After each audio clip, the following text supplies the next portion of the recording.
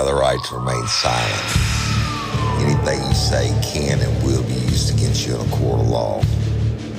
You have a right to an attorney prior to or during any question. If you can't afford one, the court will appoint one for you. Do you understand your rights? When the wolf is at your door, your running's over, that's for sure. He already knows all about you. Cut you down, no matter by you. Now you better walk the line. Real life,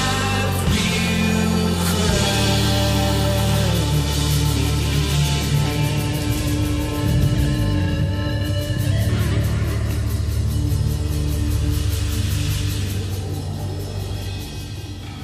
Warning, this episode of Real Life, Real Crime, the podcast, may contain descriptions of acts of violence or that of a sexual nature and should be for people that are 18 years or older.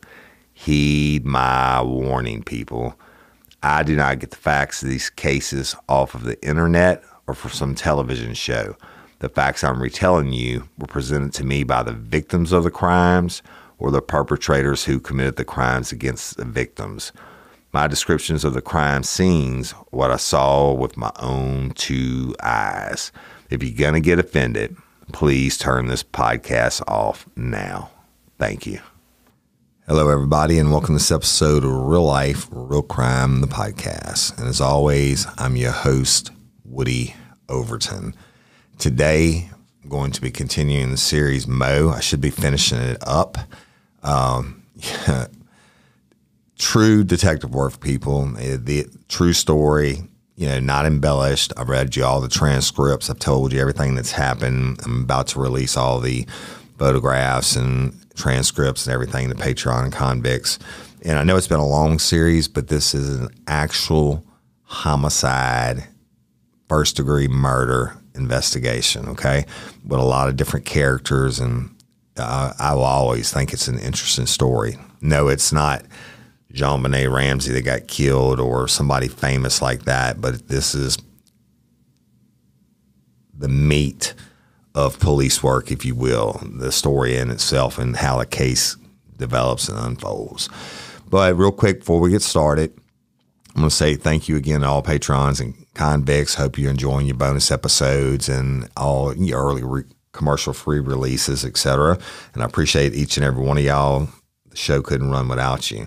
But I want to say real quick, the Real Life, Real Crime, y'all have done it again. We've been nominated, or I've been nominated for the People's Choice Podcast Awards. And y'all, the People's Choice Podcast Awards are the oldest podcast awards there are. They're 17 years old.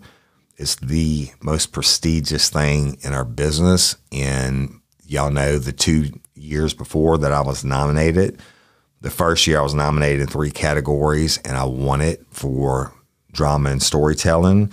And the next year I was nominated in 4 categories and I won it for best male host of a podcast in the entire world, not just true crime. So, but thank you, thank you, thank you. We've been nominated again.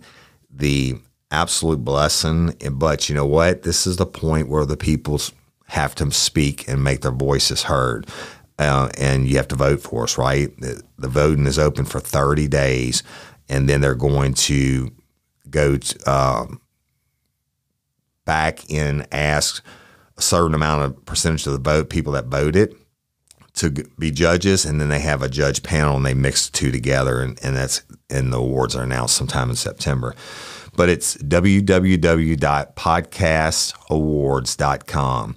So it's www.podcastawards.com. And y'all, you have to sign up. They changed it this year where they're verifying emails, and I stopped the BS votes, and I get that. There were over 4.5 million votes cast last year. in these awards process. So it's just take a second of your time. If you'll go to that www.podcastawards.com, you have to enter an email address and make up a password, right? And then they will send you an email. You go to your email and you confirm your email, and then you can go into the selection process. You do not have to vote for all the different categories, all right? But let me tell you what, I'm going to read my categories, and then I'll tell you Jim Chapman and local leaders right after that. But so y'all, I've been nominated. So you sign up, you go to vote, and the first one's going to be the Adam Curry's People's Choice Award. That's the biggest one. I've been nominated now for it twice. I've never won it yet. But we're up against the biggest shows in the world, right? Not just true crime, it's all podcasts. But under the Adam Curry's People's Choice Award, you scroll down till you see real life, real crime, click it, boom. Then this year I'm up for Best Male Host again. Click on Best Male Host of a podcast, scroll down to Real Life, Real Crime, boom. And this year I'm up for Storyteller and Drama again, which is the first award that I won. Scroll down it, click on Storyteller Drama, scroll down to Real Life, Real Crime, click it, boom. And then finally, I'm up for True Crime Podcast, the best in the world. And let me tell you, the people that I'm up against, y'all, in these categories, these are the biggest shows in the world. And y'all have done it for me before. And I'm going to ask you to do it again on this voting, and we have less than 30 days left. But True Crime, scroll down to Real Life, Real Crime, and hit it. Boom. Right at the beginning of it, though, they ask you to name the most influential podcaster, the person who influenced you the most over the past year, and I'm up for that too. So if you can type in Woody Overton, Real Life, Real Crime, I'd appreciate that. But when you're doing it, Jim Chapman has the podcast, a business podcast called Local Leaders, all right? And y'all know he's my producer, a dear friend of mine, and he was nominated last year and made the finalists for Best Business Podcast. So when you're scrolling down through there and you see the business category, take a second and click on it and scroll down to Local Leaders, the podcast. And let's bring it home again. And I'll get off that horse. I'm going to do a special drop about that. And then Jim and I will do one later in these 30 days. So that being said, back to Mo.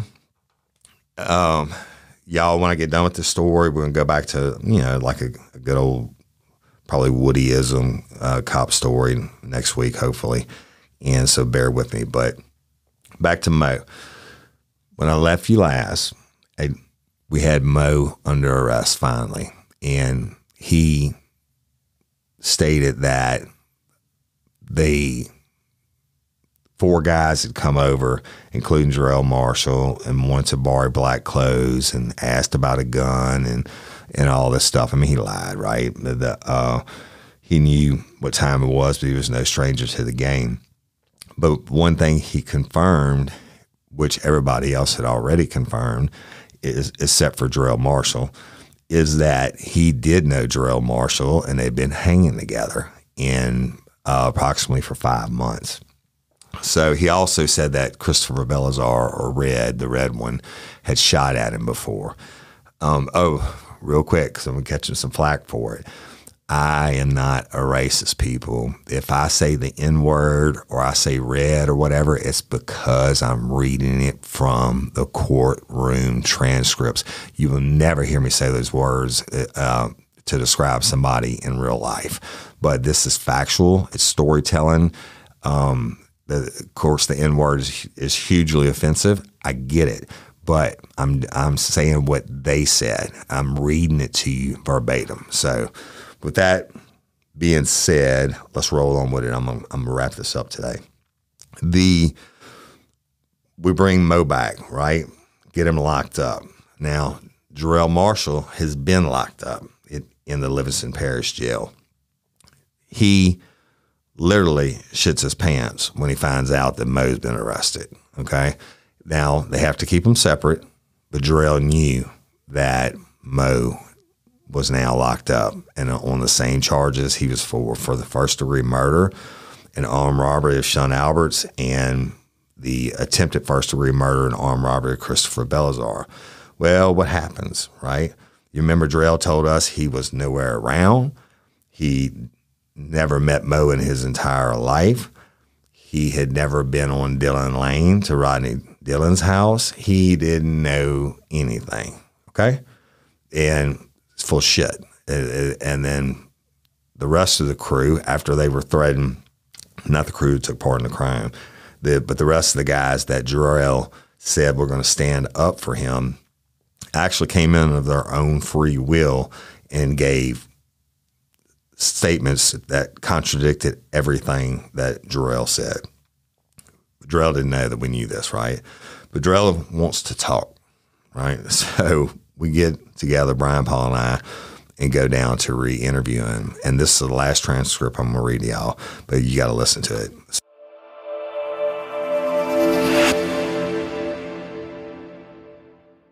Hey, y'all, there's no one-size-fits-all solution when it comes to hair care.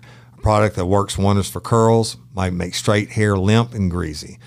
Myself, I've always struggled with dry hair or dry scalp, and I need a shampoo and conditioner that can fix that. But thanks to my personalized Pros routine, I can honestly say I've never been more in love with my hair.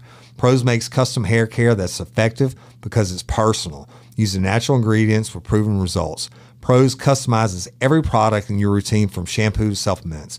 First, Pros starts by asking about you as a person. With their in-depth consultation, Pros ask me really unexpected things like, what do I eat? What zip code do I live in? All kinds of questions like that, y'all. Then Pros analyze all my answers and determine what unique blend of ingredients should be in every product of my custom routine together. Pros got all my hair goals covered. Hair mask, which is a conditioner that you leave in longer for several minutes. And then I have my own special shampoo for dry scalp and the conditioner that goes with it. Absolutely awesome. And as a carbon neutral certified B Corp, Pros is an industry leader in clean and responsible beauty. All their ingredients are sustainably sourced, ethically gathered, and cruelty free. They're also first custom beauty brand to go carbon neutral. If you're not 100% positive Pros is the best hair care you've had, they'll take their products back, no questions asked. Pros is the healthy hair regimen with your name all over it. Take your free in-depth hair consultation and get 15% off your first order today. Go to pros.com/RLRC. That's PROSE.com/RLRC for your free in-depth hair consultation and 15% off. You'll be glad that you did.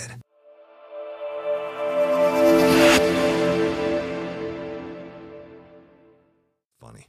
The transcript reads C-11905JM statement of Jarrell Marshall. And it's the same thing, y'all, about advising his rights and all that.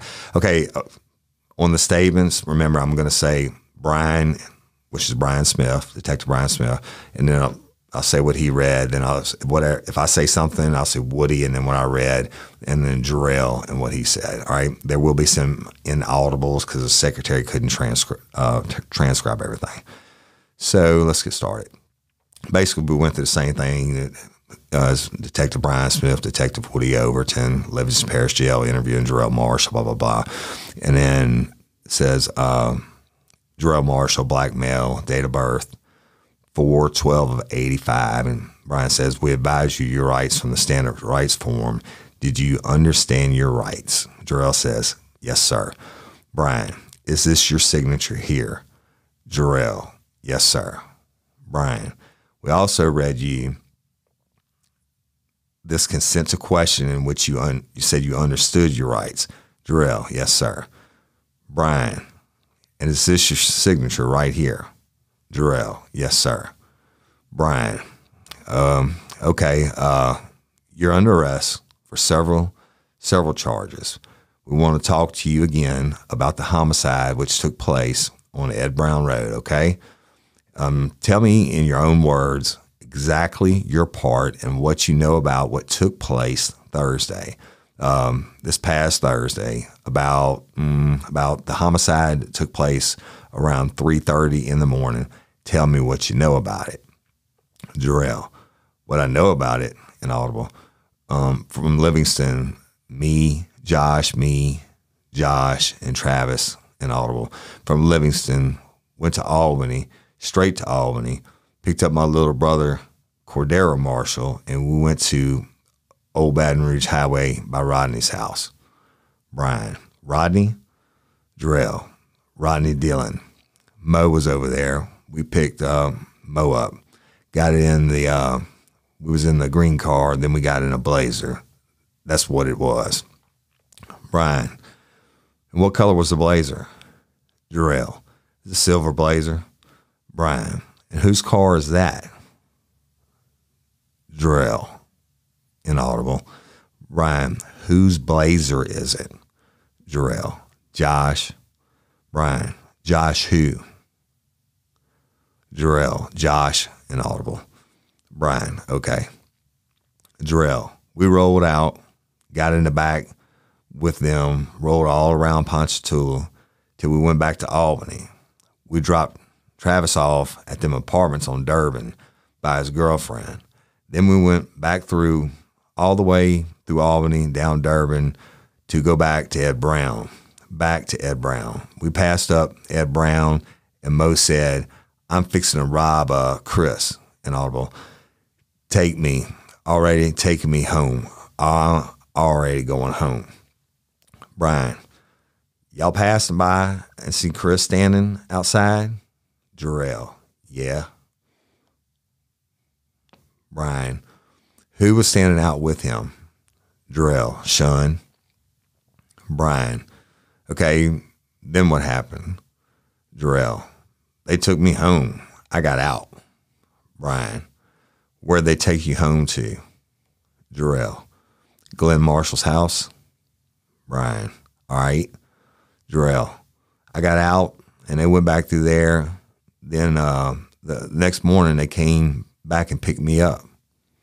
Brian, who picked you up? Jarrell, Josh, Cordero, and Travis. I got in the car and they said, you heard what happened last night? And I said, no. They told me what happened, and they say the boy jumped back in the car after he killed the dude.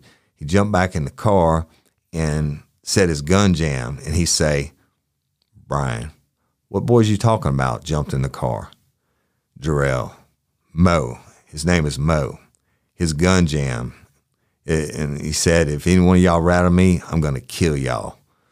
Brian, tell me exactly how they told you it went down. As far as you know, who got out the vehicle and did what, or where was the vehicle? Do you know that? Jarrell, they didn't say anything to me at all. Brian, okay, you had told us before this tape statement, that you said that they had dropped off Mo and Jarrell. Yeah, I dropped off Mo. Brian, and what did Mo do? Jarrell, Mo walked up to him and killed the dude. They dead. Brian, all right. Do you know if he robbed them also? Jarrell, I don't know if he robbed them also. Woody, you said that they parked the vehicle down the road and waited for him. Jarrell, yeah. And they said they picked him back up at the four-way stop sign. Woody, and exactly what did they say he said when he got back in the car? Jarrell, fuck the gun jam, and tell everybody, if you tell on me, I'll kill every one of y'all. Brian, did he say who shot? Jarrell, nuh-uh. Brian, did Mo say who he shot? Jarrell, he didn't say none of that. Brian, can you describe the gun? You seen the gun earlier that night, right? The gun that Mo supposedly had actually stated that he had two guns. Describe them to me. Jarrell, one was chrome and black, and one was black and along with two clips. Well, one clip and then that had a handle part in the back. Woody, Do you know what the kind of gun that is? What is it? What's it called? Do you know? Jarrell, I ain't never seen that kind before. Brian, what caliber was it? Do you know? 9mm, 40 caliber, 45 caliber. Do you know what it was? Jarrell, Woody, what about the handgun, the chrome and black one? Do you know what it was? Jarrell, it looked like about a 9mm, something like that.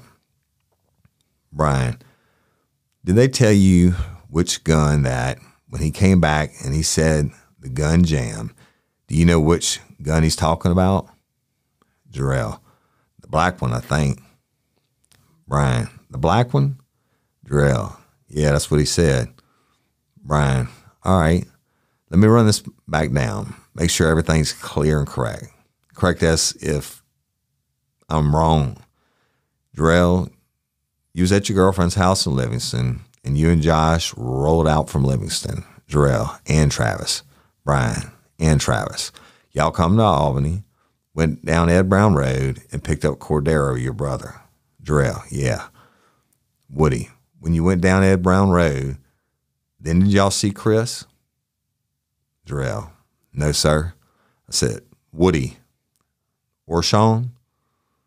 Brian, y'all didn't see them at that time? About the time was that when y'all picked up Cordero? Jarrell, about 11. Brian, about 11. And well, after y'all picked up your brother Cordero, y'all went to Dillon Lane off Old Baton Rouge Highway to Rodney Dillon's house. Who was at Rodney Dillon's house? Jarrell, Mo. Brian, Mo. And Mo's correct name is Majori Chefney, right? Jarrell, yeah. Brian, is that who he is? All right. And at what point did he show you or y'all the guns? Did he show y'all the guns at the house or where? Jarrell, at the house. Brian, did you see the guns? Say again. Jarrell, at the house. Woody, what did he say about them when he showed them to you? I mean, Jarrell, he didn't say nothing about them. Woody, where'd you see him at? Jarrell, where I see him at? He just pulled them out. And Brian, he had them on him? Jarrell, yeah, he was right here laying on the sofa with them, playing with them. Brian, okay, so y'all, all then, you, at first, y'all, was in a green car. Josh's green car, right? Josh's mama's car, you told me. What kind of car is that? Jarrell, I don't even know what kind of car. I just know it was green.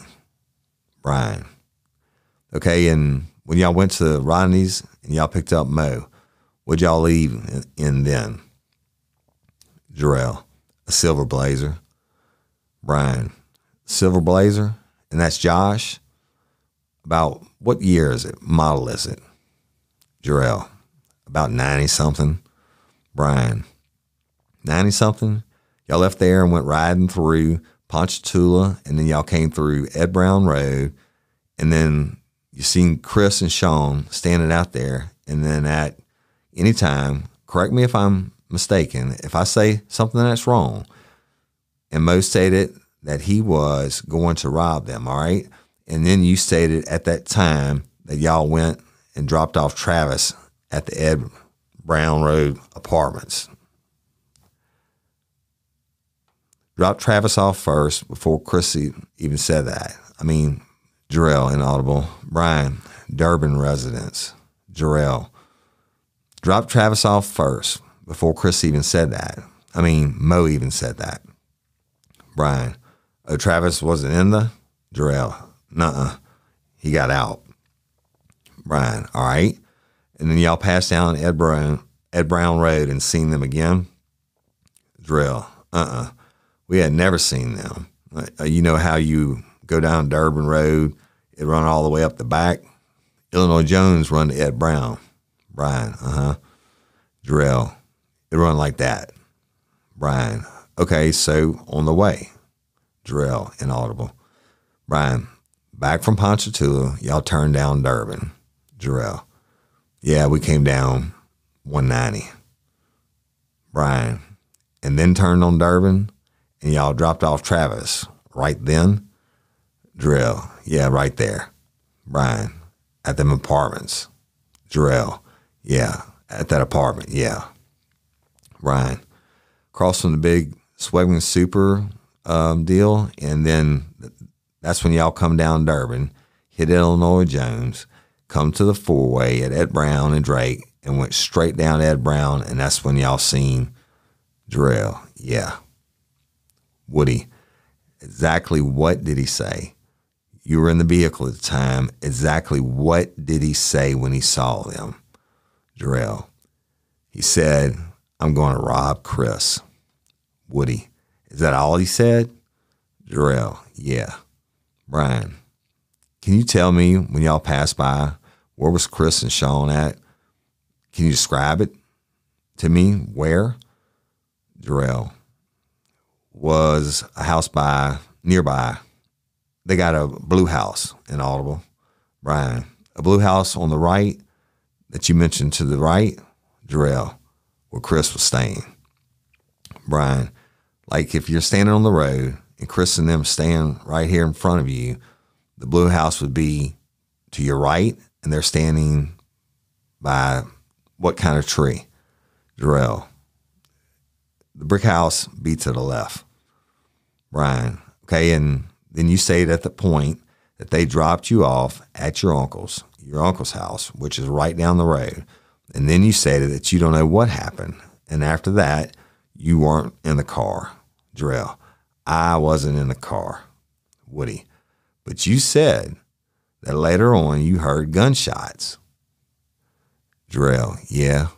Woody, how many? Jarrell, I heard 2. Brian, you heard them from in the house that y'all was all at? Inside, you heard them? Jarrell, I was outside. You can ask my Uncle Glenn. Brian, you know, did you basically know what took place then in your mind? Jarrell, I kind of figured Mo killed some people. Brian, all right. Then at 7:30 that morning, you said your brother, Cordero, and am I saying his name right? Cordero? Jarrell, Cordero.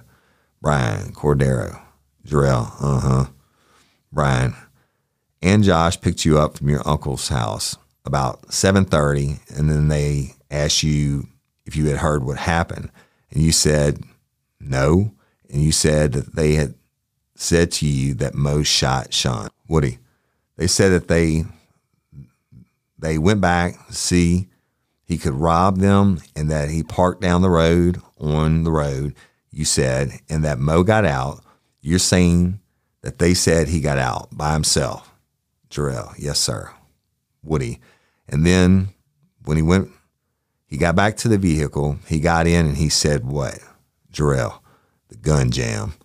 Woody, he said, fuck the gun jam.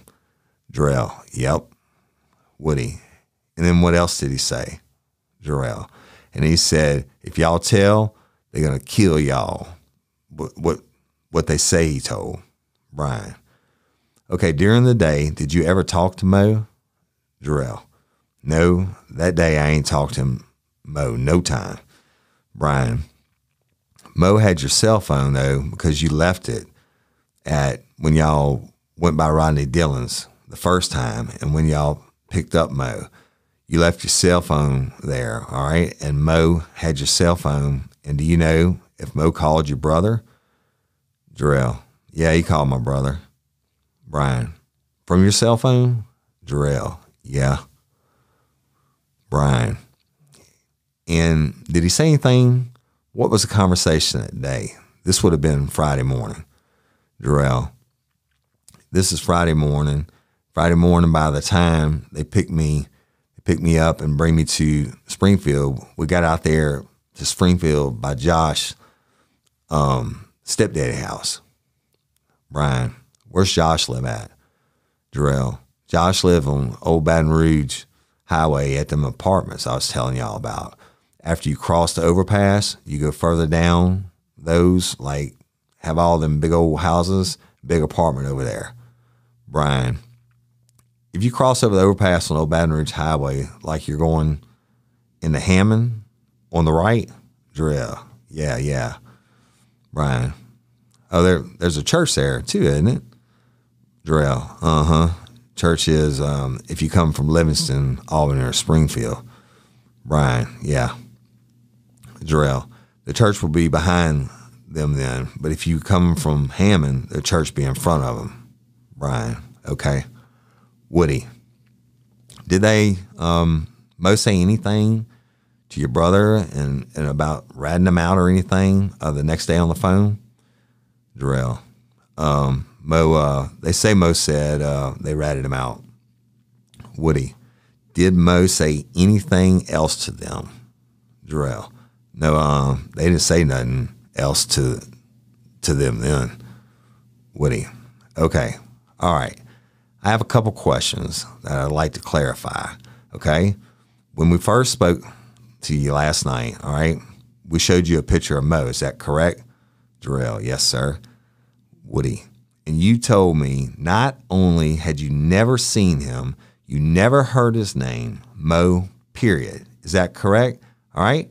Then you told us you ain't know nothing about nothing. Is that right? And today, when we talked to you, and yesterday you told us you hadn't been on Dillon Lane, okay? Because we have that in your statement that you hadn't been on Dillon Lane. Today, when we talked to you, you said yes, you had been to Rodney's house on Dillon Lane, correct? All right. You also, we asked you, did you have a cell phone? And you said, yeah, but that you had lost it, correct? Lost it when you were playing basketball, correct? Jarrell, yeah. Woody, is that correct? Jarrell, correct. Woody, all right. Then you changed your story. And you said that Travis had your cell phone, correct? Say it out loud so I can hear you. Jarrell, yeah. Woody, all right. And that you today, you said you changed your story. You said that you had heard of Mo and that he was a murdering motherfucker, but that you had never seen or met him before, correct? Jarrell, yeah, I said that today. Woody, that's right, because you told us today, you said you still today, you changed your story from not ever having heard of Mo and what you told us on Friday night to that, yeah, you've heard of Mo. You've heard of him from New Orleans, and he was a murdering dude. But you still had never seen him in person before, never talked to him, correct? Say it out loud so I can hear you. Jarrell, correct. Woody, all right. Tonight, after we come here and we tell you we have Mo under arrest, we just got back from New Orleans and interviewing, you decided to change your story again, correct? Say it out loud so I can hear you. Jarrell, correct. Woody, you changed your story too. You admit to knowing Mo now, right? Brian, have that picture that we showed you prior, is that you said you never seen him before? Was that Mo? Woody, say it out loud. Jarrell, yes, sir. Brian, it was, and you said previously that Mo had made the statement that if y'all ratted him out, that he was going to kill y'all. Is that right? Jarrell, he said, yeah, if the people that was in the car had ratted him out, he was going to kill them. Brian, okay. Did you until you knew Mo was in jail, was you scared to talk about it because you think he might hurt you? Jarrell, I was scared of them boys. That was in the car. Brian, you were scared. Jarrell, my family.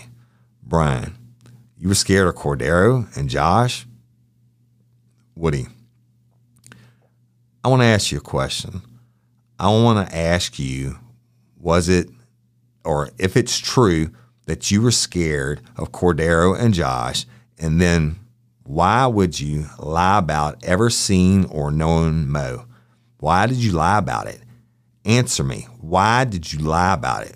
Jarrell, because them boys in the car with him, that's my brother, you know. You know what I'm saying? Woody, why did you lie about your cell phone? Jarrell, I didn't lie about the cell phone. Woody, yeah, you did. And you lied. At first you said you lost it playing basketball. Then you said, Brian, there was a lie, correct? Jarrell, you used Woody, wait a minute. I didn't ask you if you used it. I asked you a question. I asked if you lied. Jarrell, Woody, about losing the phone while you're playing basketball, right? You lied about it, correct? Say it out loud so I can hear you. Jarrell, yeah. Woody, all right. And you lied about ever knowing Mo or seeing Mo and anything else, right? Okay. Why did you lie about those things? Jarrell, I didn't want to get my own cousins and brother in no trouble. Woody, so you thought it was more important not to get them in trouble than to give us information about the boy getting murdered. Is that correct? Say it out loud so I can hear you. Jarrell, yeah. Brian, tell me this. Is everything that you gave in this tape statement on now, is that the truth? Jarrell, that's the truth. That's the truth. Woody, why do you think Chris Belazar, who got shot through the leg, positively picked you out of a lineup, saying that you were there with Mo, and when Mo shot Sean and shot him? Why is that? Jarrell, I don't know. Woody, kind of hard to explain, isn't it? Being that you lied about everything else up to now, why should we not think that you're lying about being there also? Jarrell, because you're going to hear them, when y'all get them boys, they're going to tell you the truth. Woody, okay. Jarrell, get them boys, they're going to tell you the truth. Brian, all right. Anything you want to add or take away from your tape statement? Nothing you want to add or take away? Jarrell, nothing. Brian, Detective Overton? Woody, no more questions. Brian, all right, Detectives Brian Smith and Woody Overton along with Jarrell. The time is now 1:20 and the date's May the 15th, 2005. Still at the LPSO jail.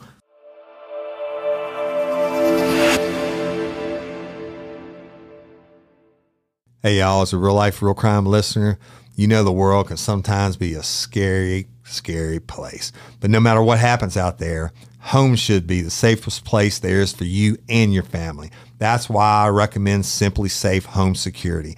Simply Safe is advanced whole home security that puts you, your home, and your family's safety first. I love it because I not only have my outside cameras, I have cameras inside my house where I can monitor what's going on at all times. And if you heard me talk about it before, I have it over my gun safe. I have it over my money safe. I know who's coming, who's leaving, and Simply Safe monitors it around the clock. Simply Safe offers comprehensive protection not only against intruders and burglary, but against expensive home hazards from flooding to fires. With 24/7 professional monitoring, Simply Safe agents take action the moment a threat is detected, dispatching police or first responders in an emergency, even if you're not home. Simply Safe uses proprietary video verification technology so that monitoring agents can visually confirm the threat in order to get the higher priority 911 dispatch. Monitoring plans are affordably priced at $1 a day with no long-term contract or hidden fees, because feeling safe at home shouldn't break the bank. Customize the perfect system for your home in just a few minutes at simplysafe.com/RLRC. Go today and claim a free indoor security camera plus 20% off with interactive monitoring. Go to simplysafe.com/RLRC. They keep me safe. Let them keep you safe.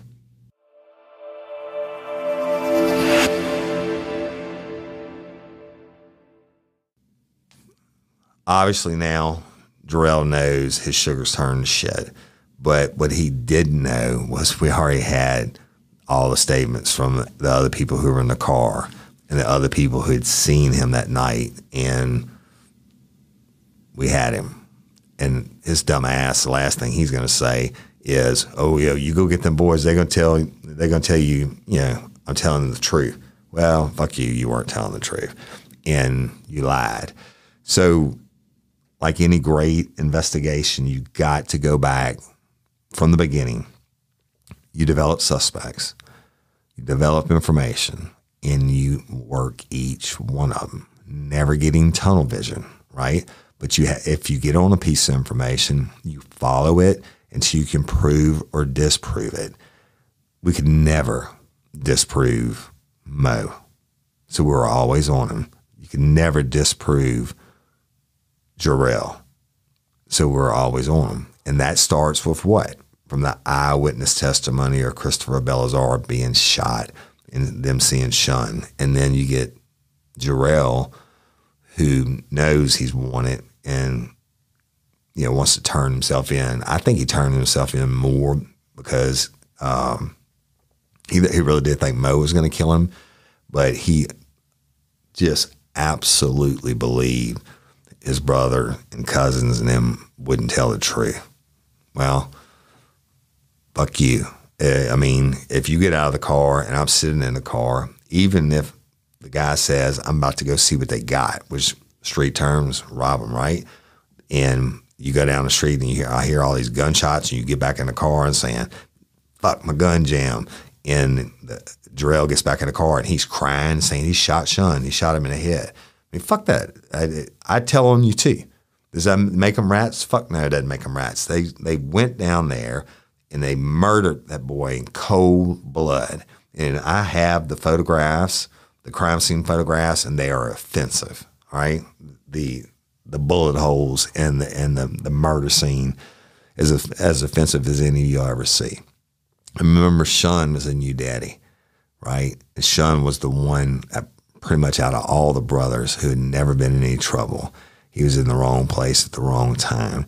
And then I don't know if it's stupidity or on Jarrell's part or whatever, self-preservation, and, for him to think that he was going to get over on us by just saying, fuck it, I don't know who Mo was. I've never been to Dillon Lane, and I wasn't in a car that night with them. I was asleep at my Uncle Glenn's house. Well, through the investigation, naturally we proved he's full of shit. And everything from him and Mo been running the streets together for 4 or 5 months, and these from all different sources, including Mo himself. And they've been running the streets together. They do everything together. This crew, alleged crew, Mo's trying to throw shade on everybody else, right?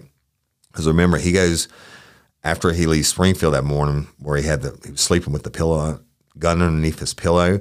He goes to Dillon Lane. What just so happens when he went to Dillon Lane is when Brian Paul and I are there with all the other detectives at the house, at Rodney Dillon's house. And he's like, "Fuck, I can't go home. The police are here." Well, guess why the police are here? Because you shot a motherfucker last night, right? So he automatically assumes that he's been ratted out.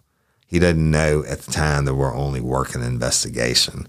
But then he has Jarrell's cell phone, and he starts to call him and threaten him. And, we'd find this out later. But when I got Jarrell's number, I told Brian, I said, "Fuck it, I'm going to call it and see if he answers." And I answered, he answered, "Yes, Mo." And I'm like, "Hey, this is Detective Overton, Livingston Parish Sheriff's Office." Click. Just to fuck with him. And we didn't have anything. I'm trying to get lucky. But at the end of the day, there is so much evidence from all the statements that I read you to the lies and the inconsistencies and everything else. And now, y'all, this is what out before all the lab work comes back. And I'm going to have to do one more because I'm going to tell you about the trial. It's a humdinger. But this is for all the evidence, physical evidence comes back. This is all people telling on each other, right? I wouldn't call it telling each other. These are people, most of them have been arrested for for whatever, right? Maybe selling a little weed or doing whatever, but they weren't freaking murderers. They're not like Mo. Mo's a straight up animal gangbanger, been killing his whole life.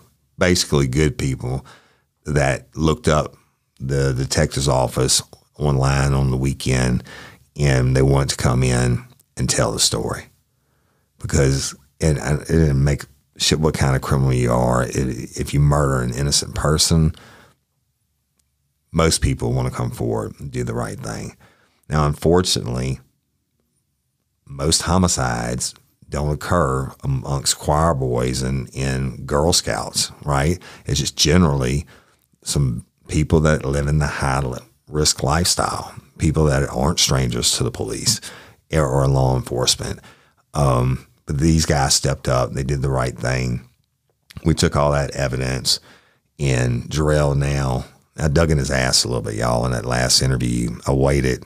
I mean, I was tired of fucking with him, to be honest with you. And like I told Mr. Kearney when Brian and I were in his office, and now look, I'm paraphrasing these, and when I read these little interrogations, we talked to him for a long time before that. And that first night, man, we must have talked to that cat for like 8 hours. And he just sat there and cried, and I didn't do it. I wasn't there, da-da-da-da.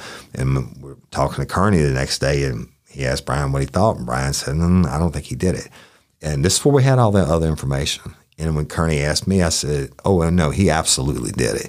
And you can't get tired of believing someone or not believing someone just because you're tired of interrogating them or whatever, right? So, we developed it, and Brian did an absolute jam-up job in proceeding with the case. And enough to take to court, times a million before physical evidence comes back. And I'm going to release everything. But the trial, let me tell you real quick the lead up to the trial. In the state of Louisiana, I don't know why it is. I guess we're under the Napoleonic Code of Law. It takes forever to go to trial. Courtney Coco's trial just got delayed again, right?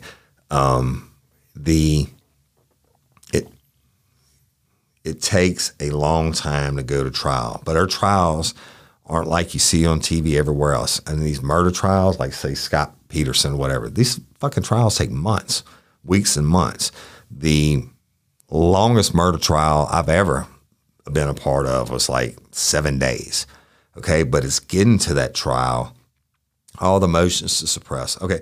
All our statements, from Mo and Jarrell and everything, shit, the first thing they do, haul us in for probable cause hearing on the warrants. Actually, we had to take it to the grand jury because it was a death penalty case. But they haul us in on the motion to suppress. It's a freebie.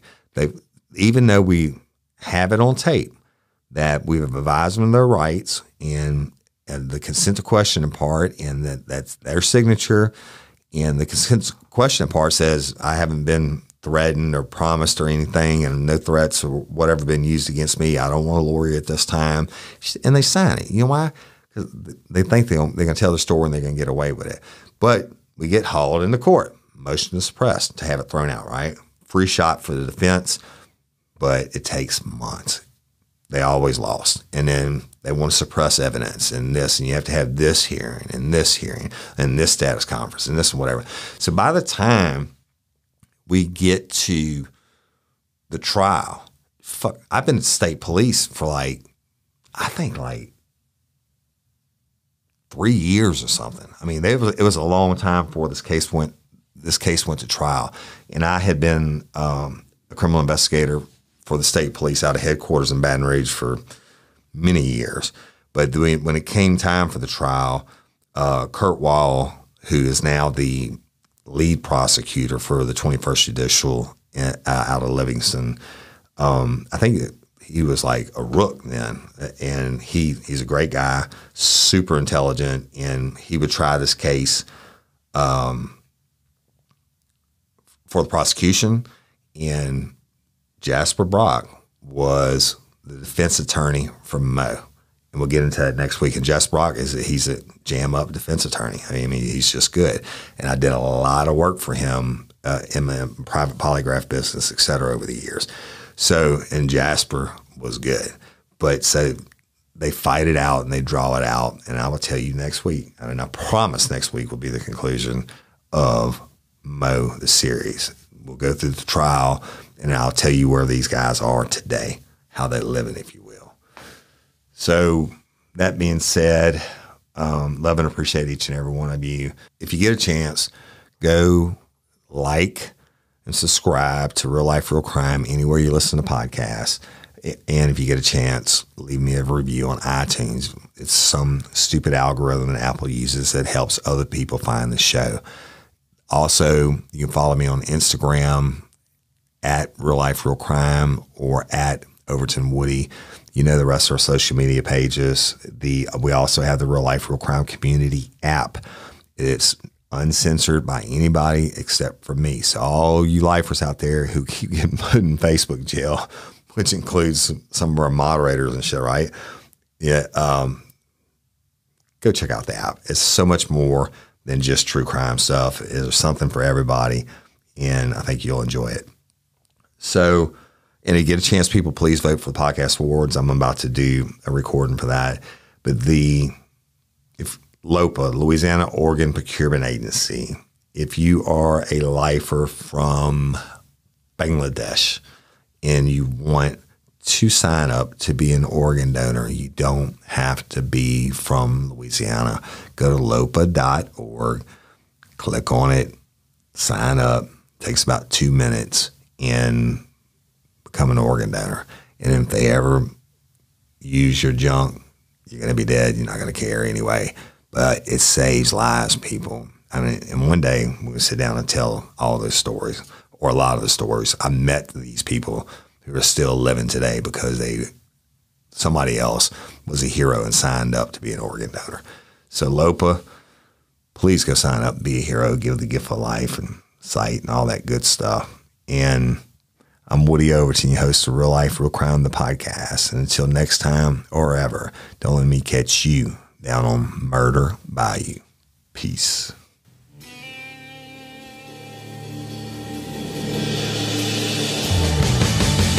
You have the right to remain silent. Anything you say can and will be used against you in a court of law. You have a right to an attorney prior to and during any question. If you can't afford one, the court will appoint one for you. Do you understand your rights?